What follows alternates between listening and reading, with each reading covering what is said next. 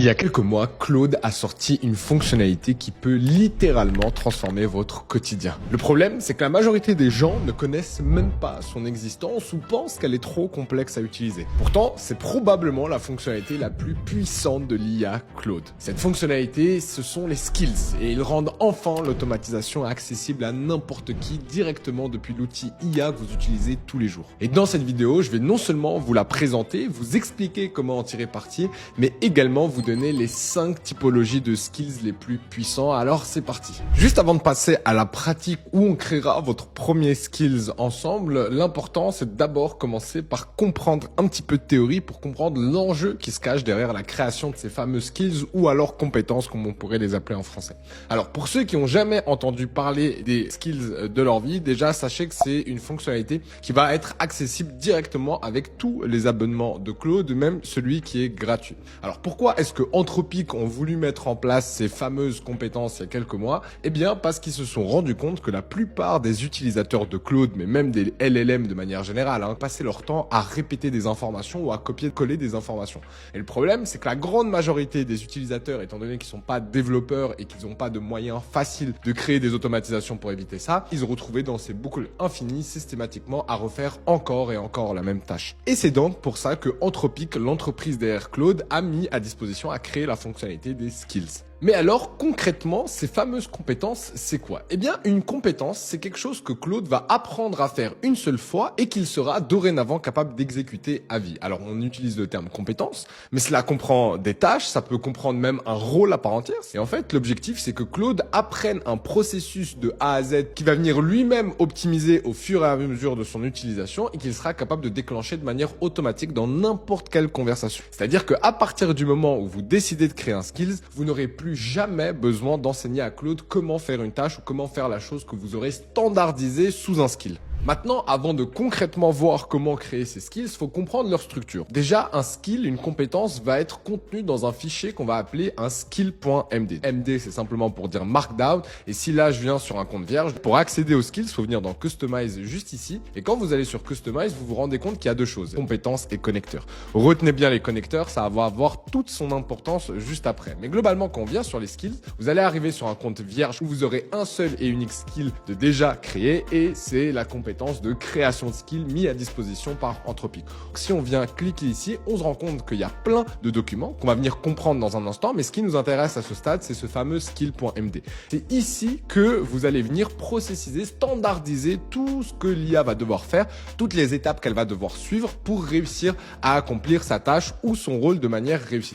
Et du coup, quand je vous disais .md, en fait, comme vous pouvez voir, c'est pas du code, c'est littéralement du formatage pour rendre la chose plus lisible pour l'IA. Donc, si on revient maintenant sur une petite explication, donc le skill.md, c'est ce fameux fichier qu'on vient de voir à l'instant. Et à l'intérieur, on va retrouver une structure bien particulière pour les compétences parce que c'est ce qui va permettre à notre IA Claude de facilement accéder et utiliser les bonnes compétences au bon moment. Globalement, vous pourriez résumer n'importe quelle compétence en 3 grands points. Le nom, la description et le mode d'emploi de A à Z. Mais alors pourquoi est-ce qu'on doit respecter systématiquement cette structuration des compétences? Eh bien, c'est pour permettre à votre agent IA, à votre Claude, de faire un chargement intelligent. Qu'est-ce qu'on entend par un chargement intelligent? En gros, dans une conversation avec une IA, plus vous allez mettre d'entrée d'input de tokens, donc de mots, de termes que vous allez mettre et de fichiers que vous allez mettre dans votre conversation, plus cela va venir remplir votre fenêtre de contexte. Et plus votre fenêtre de contexte est pleine, c'est-à-dire que la mémoire de votre conversation commence à s'allonger, plus l'IA va potentiellement commencer à halluciner, oublier des informations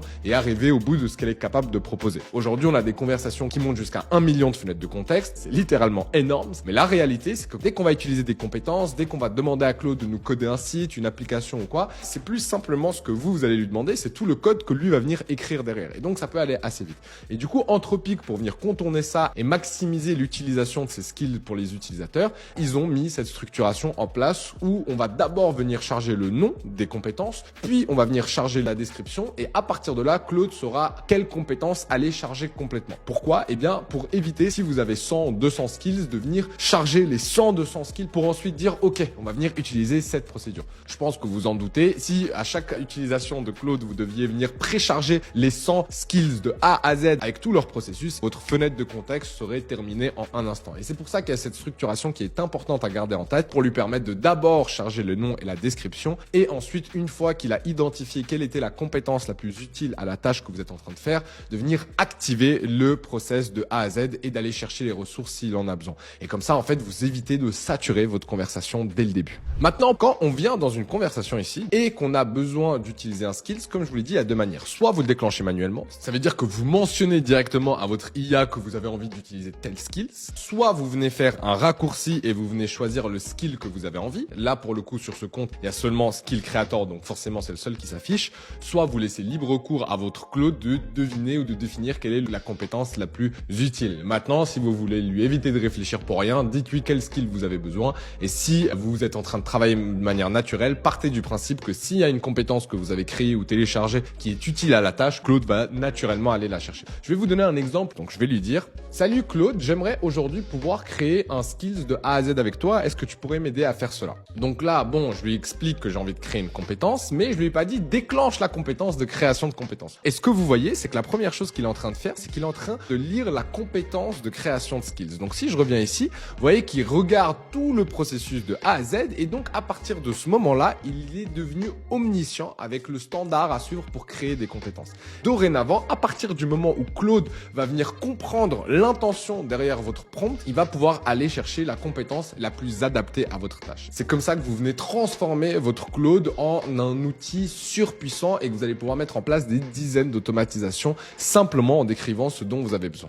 Typiquement, si je viens ici dans la réflexion cliquer sur le skill creator, on se rend compte que Claude, dans sa réflexion, est venu prendre connaissance du skill MD qu'on a vu juste avant. D'abord, il réfléchit, il regarde le nom et la description, il définit que la meilleure compétence pour votre tâche, c'est celle-ci, et à partir de là, il prend connaissance de tout le processus qu'il doit suivre et il ne vient jamais obstruer votre conversation avec ces informations-là. Il la garde dans la réflexion et il vient vous guider directement pour effectuer la tâche. Il a déjà un processus clair qui lui a été enseigné ou mis en place par Anthropic. En gros, définir l'intention, qu'est-ce que la compétence doit permettre de faire. Ensuite, venir nous interviewer, c'est-à-dire qu'il va venir nous demander de préciser le cas d'usage, les formats d'entrée, sortie, donc de prompt et les cas limites. Il va ensuite rédiger le skill MD, qui est en fait le processus à suivre de A à Z que je viens de vous montrer il y a un instant. Une fois qu'il aura fait ça, là où Anthropic ont été aussi très forts, c'est qu'ils sont venus mettre à jour eux-mêmes ce skill-là pour que Claude vienne tester et itérer vos skills de manière constante sans que vous ayez besoin de lui demander. Il va venir tester votre compétence pour voir si la compétence a une vraie plus-value. Est-ce qu'elle apporte vraiment quelque chose en plus que si vous aviez simplement demandé à Claude de faire la tâche? Pourquoi est-ce qu'il fait ça? C'est pour éviter de créer des compétences qui ne servent à rien ou qui donnent de moins bons résultats que si Claude l'avait nativement fait. Dites-vous que la création de compétences ne s'arrête pas au moment où vous la créez. C'est quelque chose qui se fait dans le temps. Comme toute tâche, comme tout SOP ou processus, ça vient s'optimiser avec le temps. Et du coup, ce qui va se passer, c'est que si moi maintenant je déclenche par exemple ce skill creator et je trouve que la manière dont il crée les compétences n'est pas bonne, je peux lui dire et lui automatiquement il va venir itérer pour améliorer son processus et donc sa compétence pour avoir une compétence qui est toujours meilleure. Plus vous allez l'utiliser, plus vous allez avoir des résultats, plus vous allez pouvoir venir affiner les résultats avec Claude directement. Et finalement, une fois que vous aurez fait tout ça, il viendra packager tout ça dans un nouveau document skill.md comme on l'a vu avant. Donc c'est précisément comme ça que se comporte une compétence dans Claude. Maintenant, pourquoi est-ce qu'on utilise ces skills? Parce que si vous êtes un petit peu familier avec l'IA, j'imagine que son utilisation vous rappelle un petit peu les projets dans Claude ou les GPT dans ChatGPT. Effectivement, dans les GPT et dans les projets, on a la possibilité de mettre des connaissances et de leur demander de faire plein de choses de manière assez similaire. Eh bien, la grande différence, c'est que là, chaque projet ou chaque GPT sont tous distincts les uns des autres. Il n'y a rien qui les lie entre eux. Ce qui fait qu'il y a une certaine isolation de discussion qu'il va y avoir dans chaque projet et qu'on n'aura pas des instructions qui seront communes à toutes nos conversations. Et du coup, c'est statique. C'est-à-dire que quand vous allez échanger avec un projet ou un GPT, quand vous allez lui dire, bah écoute, là le résultat est pas dingue, mets à jour tes instructions ou mets à jour les fichiers de connaissances, bah il va pas pouvoir le faire. Il va falloir aller le faire manuellement. Là où les compétences, c'est quelque chose de beaucoup plus évolutif et bien plus flexible, étant donné qu'ils sont omniprésents dans toutes vos conversations et qui se mettent à jour automatiquement au fur et à mesure de vos conversations.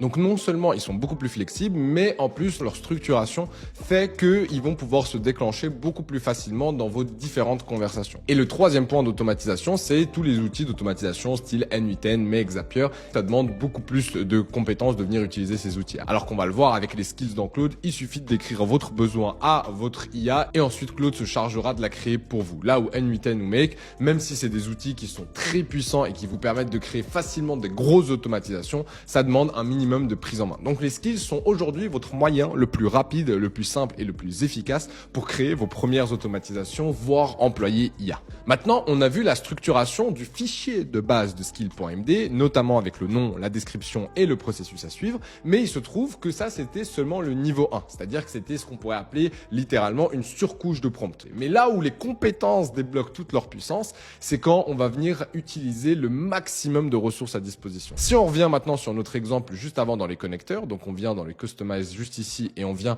voir les skills qu'on a à disposition, effectivement on a le processus de base, mais si on regarde dans le détail, on voit qu'il y a également des sous-agents, des assets et différentes ressources à disposition de notre skills global pour venir effectuer au mieux sa tâche. Donc c'est bien plus qu'une simple surcouche de prompt engineering, c'est littéralement ce qu'on pourrait appeler un employé IA, un agent IA. Pourquoi? Parce que en fait, au-delà de l'explication de comment doit se comporter Claude dans ce cas de figure, il y a à disposition de notre agent ici des sous-agents qui vont venir analyser le résultat de base, comparer ce que pourrait faire Claude sans le skills ou avec et venir donner une note globale aux deux résultats qu'on aura obtenus. Et en plus de ça, il y aura des références, des scripts d'automatisation, bref, c'est ça qui débloque toute la puissance des skills. C'est tout ça qui vient constituer votre compétence initiale. Donc, une base de connaissances, des fichiers qui viennent expliquer littéralement ou donner du contexte, des instructions ou des outils, c'est ce qu'on va voir dans un instant avec les connecteurs, des sous-agents qui viennent travailler par-dessus la tâche principale pour compléter et maximiser la qualité du résultat, et des scripts et du code qui lui permettent littéralement à notre agent IA d'utiliser cette compétence à travers d'autres plateformes, de faire des automatisations, de faire des appels d'API, etc. C'est bien plus complet que simplement une surcouche de prompt engineering.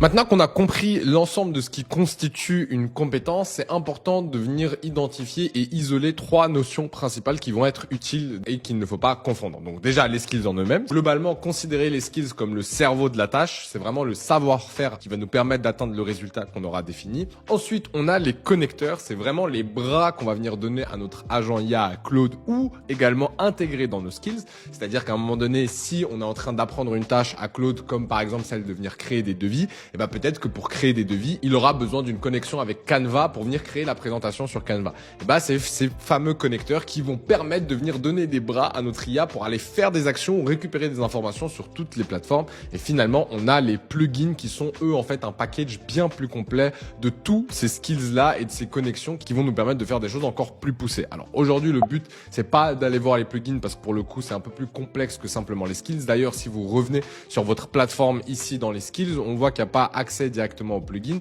Par contre, si vous cliquez sur le petit plus ici, on a la possibilité de les créer nous-mêmes. C'est ce que je vous recommande de faire dans la grande majorité des cas. Mais il se peut que des fois, ce soit intéressant de venir installer des compétences. Ça peut être fait soit à travers des marketplaces que j'ai pu présenter dans d'autres vidéos où en fait, c'est la communauté qui met à disposition des compétences que vous pouvez télécharger. Il faut juste faire attention à quelques petites notions de sécurité. Soit vous pouvez venir télécharger celles qui sont déjà mises à disposition par Anthropic et les partenaires, ce qui au moins vous assure au niveau de la sécurité de pas faire de bêtises. Mais typiquement, le skill créateur, avant d'être automatiquement intégré sur tous les comptes, fallait venir le télécharger. Vous voyez qu'on en a d'autres mis à disposition, comme par exemple la création de présentations directement intégrées ici. On voit d'ailleurs qu'il y a énormément de téléchargements, la création de sites web, enfin d'avoir quelque chose de visuellement un peu plus sympa. Mais nous, ce qui va nous intéresser surtout à ce stade, c'est les connecteurs. C'est un moyen qui a été mis en place ultra accessible par Anthropic pour venir vous permettre de connecter n'importe quelle application que vous pourriez imaginer à votre IA, mais surtout en intégrant leur utilisation dans les skills. Et c'est comme ça que vous maximisez la puissance de vos compétences.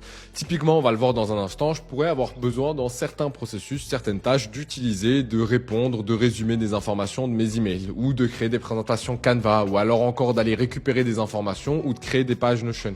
Tout ce que vous pouvez imaginer va être présent ici. Si par exemple, je veux mettre en place une compétence qui vient me dire le nombre de ventes que j'ai faites avec ma boutique e-commerce ou n'importe quelle boutique en ligne que j'aurais créée avec Shopify, je peux venir créer une compétence qui va venir me résumer toutes les ventes que ma boutique aurait faites. Bref, il vous suffit simplement de regarder et quand la plateforme que vous recherchez n'est pas disponible, prenez le réflexe de mettre en place le skill de MCP Builder qui vous aidera à faire la connexion, de créer une connexion avec n'importe laquelle de vos plateformes. Donc s'il y a une plateforme qui manque, vous pouvez très facilement l'ajouter dans votre compétence grâce à Claude. Et le plugin, c'est finalement en fait un ensemble de compétences réunies sous un seul et unique plugin. Par exemple, dans celle-ci, vous allez avoir plein de skills différents. Là, vous pouvez regarder ici, on a 8 skills qui sont intégrés directement dans ce plugin.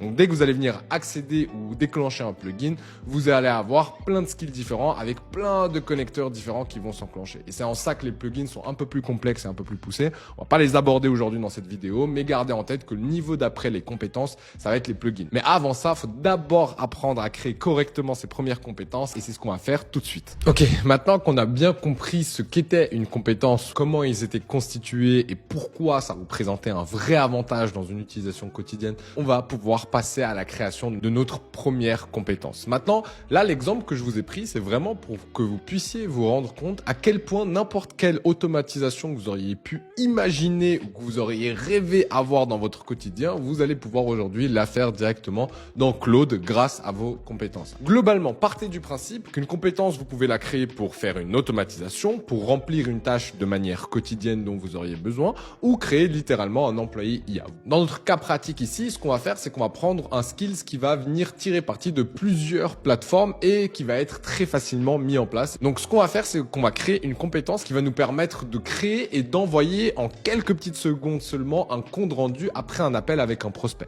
Il faut prendre des notes pendant l'appel, il faut venir mettre ça sur papier, il faut ensuite envoyer un devis, il faut faire une proposition commerciale qui soit personnalisée. Bref, c'est un travail qui peut prendre plusieurs heures et qu'on va venir automatiser avec un seul grand prompt via les skills dans Claude. La première étape en général, avant de créer ses compétences ou de créer une automatisation, c'est d'identifier quelles sont les plateformes dont on va avoir besoin. Nous, on utilise un outil qui s'appelle Fathom qui nous permet d'enregistrer et de transcrire automatiquement toutes nos réunions. Ensuite, on va laisser Claude faire l'orchestration de tout ça. On va avoir besoin de Canva pour créer notre présentation et notre proposition commerciale directement dessus. Et finalement, on va utiliser Gmail pour qu'on puisse envoyer de manière automatique un email avec la présentation à notre prospect une fois qu'on aura terminé. Donc pour faire tout ça, rien de plus simple que revenir sur Claude et lui décrire à peu près ce qu'on a besoin de faire. Et ensuite, vous allez voir que grâce au skill qui est déjà installé, on va laisser Claude justement utiliser cette compétence pour créer la nôtre. Salut Claude, j'aimerais créer une automatisation qui me permette de générer automatiquement des devis mais également des propositions commerciales à travers des outils comme Canva suite à des appels qu'on aurait enregistrés sur l'outil Fathom. On a des dizaines d'appels par jour aujourd'hui avec des prospects à nous qui viennent nous contacter pour qu'on puisse implémenter l'IA dans leur entreprise et j'aimerais automatiser toute la partie devis et génération de propositions commerciales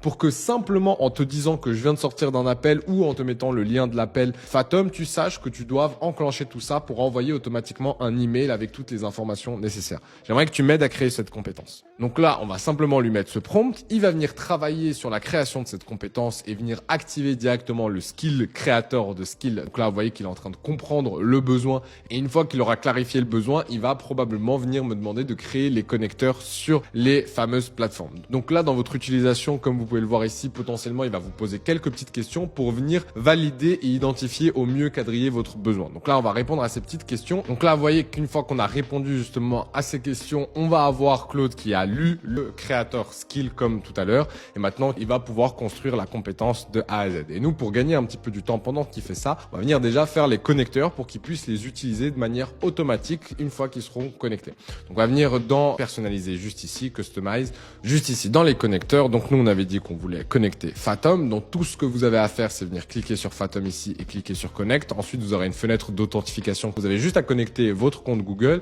et faire pareil pour Gmail et également pour Canva et toutes les plateformes dont vous auriez besoin. Et une fois que vous aurez fait toutes les connexions, vous verrez que ce sera activé de votre côté. Vous arriverez sur une interface comme celle-ci, par exemple sur Fathom, qui est encore une fois un outil IA qui permet d'enregistrer ces réunions. On va voir tous les petits outils qu'on a dans notre connecteur. Par exemple, on peut retrouver une personne. Si typiquement demain, dans une compétence, je lui dis liste-moi toutes les personnes avec qui on a discuté avec Chatflow AI, il va pouvoir faire une liste. On va pouvoir récupérer les identités, on va pouvoir récupérer la transcription des différents meetings, bref, tout ce qui est nécessaire. Pareil pour Gmail, on va pouvoir récupérer plein de nouvelles informations, créer des brouillons qu'on va pouvoir venir valider avant d'envoyer à nos clients. Et pareil pour Canva, on va pouvoir venir générer des designs de A à Z, exporter des designs et les envoyer. Et une fois que vous avez mis tous vos connecteurs, on peut revenir sur notre création de skills et la finaliser avec notre créateur. Donc là, en parallèle que nous, on a déjà mis en place les connecteurs, vous voyez qu'on a notre Claude qui est en train toujours de travailler sur la création de ces skills de A à Z. Donc il passe par plusieurs étapes. Il vient créer d'abord la structure du skills, venir corriger, donc lui-même il fait des loops de vérification et de correction. Ensuite, il voit le skill MD qui vient organiser le tout et régir le tout. Le template, bref, il vient créer vraiment le tout de A à Z pour que ce soit quelque chose de fonctionnel et de viable dans le temps. Et là, on va arriver gentiment sur la fin de la création de cette compétence. Maintenant qu'il a fini d'organiser les templates d'email, il passe au brief de structure pour Canva. Et comme je vous l'ai dit, il est en train de littéralement rédiger toutes les différentes étapes qui vont nous permettre d'automatiser cette tâche. D'ailleurs, c'est probablement l'une des raisons pour lesquelles les gens ont peur de créer ces compétences. En fait, la plupart sont pas au courant qu'il existe un créateur de compétences mis à disposition et du coup, ils essayent de le faire eux-mêmes. Ils arrivent à des résultats assez faibles, entre guillemets, parce que là, vous voyez, c'est beaucoup de travail. C'est vraiment des dizaines et des dizaines de fichiers, de ressources, de sous-agents, de scripts qui nous permettent d'avoir vraiment des compétences viables, ce qui n'est pas le cas si vous le faites manuellement. Donc, il y a beaucoup de gens qui abandonnent à cause de la complexité, à juste titre, mais parce qu'ils sont pas au courant qu'il existe justement un créateur de compétences. Donc soyez au courant de ça, utilisez-le et contentez-vous juste de décrire votre besoin, votre automatisation, l'employé IA que vous aimeriez avoir et ensuite Claude se chargera de faire tout à votre place pour vous. Une fois que votre créateur de skill aura fini de travailler, normalement il va vous donner un dossier à télécharger qui sera un zip et soit il vous l'intègre nativement dans Claude, soit il vous donne le zip et tout ce que vous aurez à faire une fois que vous aurez reçu le zip, c'est de venir ici dans compétences, dans votre barre de navigation, créer une compétence et téléverser une compétence. Et dès lors, vous aurez la nouvelle compétence disponible directement dans votre environnement Claude.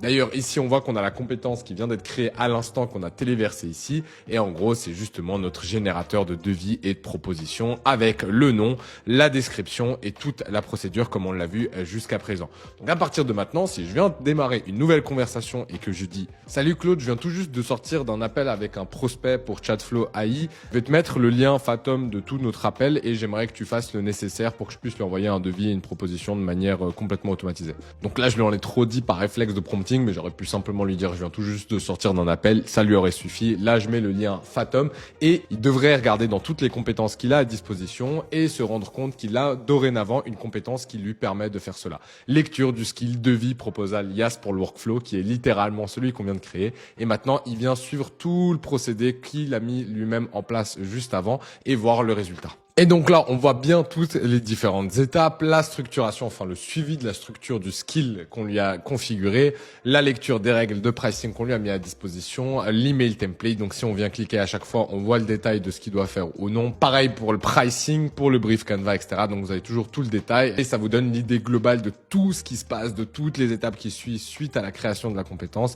pour finalement récupérer directement toutes nos réponses. Donc là, il nous parle du référent IA qui est un des services qu'on propose à nos clients. Il nous met le PDF généré avec le prix total hors taxe pour 6 mois et la proposition Canva. Donc tout ce que j'aurai à faire à cette étape, c'est générer le design une fois qu'il aura fini et autoriser à préparer une draft d'email, donc un brouillon d'email pour envoyer tout ce qu'il aura créé. Et ensuite, la tâche sera terminée. Et donc là, on a nos deux premiers livrables qui sont prêts. On a l'email qui a été rédigé, donc il nous le dit qu'il a été fait. Et si on va sur mon inbox, on voit bien que dans les brouillons, on a un tout nouveau email qui a été créé. Alors effectivement, il y a peut-être 2-3 petites choses qu'on pourrait rectifier, mais c'est justement là tout l'intérêt de venir itérer avec ces fameuses compétences pour lui dire bah il y a ça qui sont pas les bonnes infos, mais au moins il a réussi à créer le brouillon de A à Z et là j'aurais simplement à cliquer sur envoyer pour envoyer le tout. Ensuite, si on vient voir le devis, on voit qu'il nous a généré un devis de A à Z sous format PDF. L'idée étant encore une fois de venir les peaufiner par rapport à votre DA à vous, par rapport à votre branding, par rapport à votre besoin et pareil pour le design de Canva. Tout ce que vous avez à faire quand il vous a généré de A à Z, vous cliquez juste sur générer design. En fait, ce qui se passe, c'est que ça vient vous copier le prompt que vous allez mettre directement dans la conversation. Et en gros, après, il vous fait 4 propositions. Par exemple, si je clique sur celle-ci, bon, bah, ça m'ouvre un exemple. Et si je la choisis, je peux ouvrir dans Canva. Donc, si je clique ici, on voit qu'on a déjà la présentation qui est prête sur Canva et je pourrais venir la finaliser si j'ai envie de finaliser. Et en fait, là, vous avez vu comment Claude, grâce à cette compétence, va préparer le devis sur un PDF, préparer la proposition commerciale sur Canva et me préparer un brouillon. Et j'aurai simplement à cliquer sur 2-3 boutons pour envoyer le tout. Donc quelque chose qui pouvait prendre 30 minutes, 1 heure si ce n'est plus et automatisé directement en quelques petites minutes grâce à ces fameuses compétences. Maintenant que vous avez vu en pratique comment créer et comment déclencher une compétence que vous auriez créée grâce à Claude et le skill de créateur, quels sont les skills que vous devez absolument mettre en place une fois que vous avez compris ça? Si vous êtes un professionnel, que vous avez un business, une entreprise, que vous travaillez dans une entreprise, les 5 skills les plus importants, c'est un skill de marketing, de support client, de création création de contenu, de vision et de finance. Pourquoi? Parce que c'est probablement les départements les plus importants de votre boîte. Vous avez la possibilité de littéralement avoir ce qu'on pourrait appeler un employé IA ou un agent IA par département qui va vous permettre de gagner énormément de temps et qui aura probablement ses propres sous-agents. L'idée n'étant de pas tout de suite mettre les mains dans les gros sous-agents. J'ai une formation sur Claude Code complète gratuite sur YouTube où je présente ces points-là, mais de commencer par les compétences qui sont le moyen le plus simple de créer vos premières automatisations. À partir de maintenant, vous pourriez avoir une compétence qui analyse directement toutes les données et fait des actions selon les données qu'elle récupère. Maintenant, l'idée est d'avoir un bon contrôle sur les connexions que vous allez mettre en place pour éviter de partager trop d'informations ou de faire des erreurs. Maintenant, je vous conseille vivement de commencer par une petite automatisation comme on a fait juste avant. Et une fois que vous aurez réussi votre première automatisation, je vous inciterai à venir réfléchir à créer la meilleure compétence pour chacun de ces départements de votre écosystème, de votre travail ou de votre futur business pour pouvoir décupler la puissance de votre outil Claude. Maintenant, vous vous posez peut-être la question de comment réellement tirer parti de l'intelligence artificielle pour démarrer une nouvelle activité ou changer votre métier. Du coup, j'ai fait une vidéo entière où je vous présente probablement l'une des meilleures opportunités pour sérieusement se joindre à cette révolution que représente l'IA.